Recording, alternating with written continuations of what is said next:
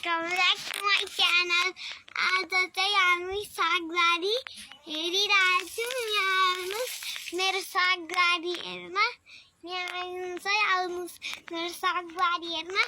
अनि यहाँ हेरिस न सागबारी कस्तो सागबारी यहाँनिर गोबर छ। सबलाई भर्खरमा सुतेर उठेको हो, स्कुलबाट आएको। अनि त्यसपछि म यहाँनिर यहाँ हेरेछ सागबारी यस्तो राम्रो सागबारी छ। यी सागबारी हेर्नु, सागबारी आहाई।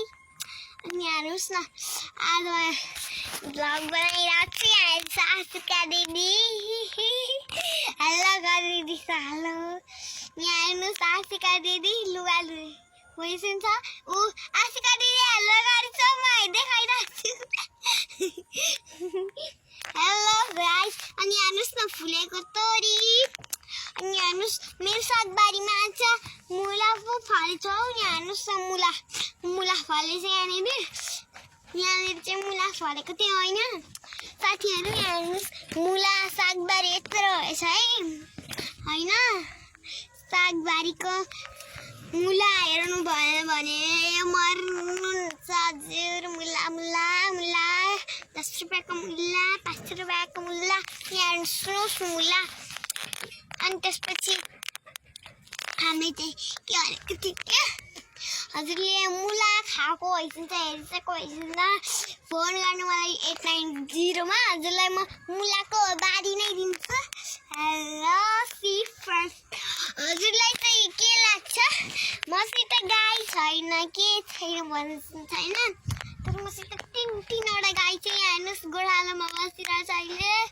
त्यो हजुरले हामीले भर्खर बनाएको थियौँ यो भिडियो। हजुरलाई कस्तो लाग्यो होला, लाइक सेयर सब्सक्राइब गरिदिनु होला। आशिका दिदी हेलो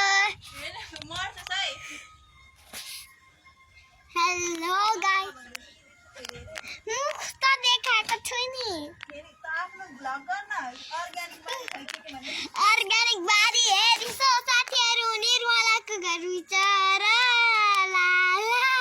निरौजाको घर बिचरा आशिका तामाङ।